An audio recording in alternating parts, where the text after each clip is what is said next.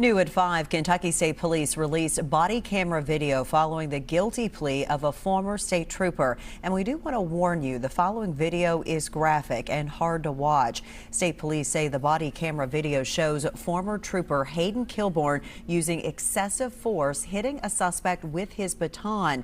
This happened in Carroll County in July of 2023. The incident started after troopers were involved in a chase with a suspect reported to be armed and dangerous and driving a stolen vehicle. Kilborn pled guilty to second-degree assault and third-degree terroristic threatening.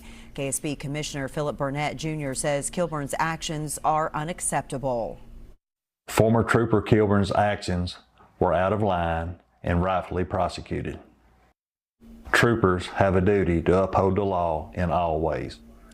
Kilborn was charged and arrested in September of 2023. He was on administrative assignment following the arrest. Kilborn submitted his resignation in January of this year.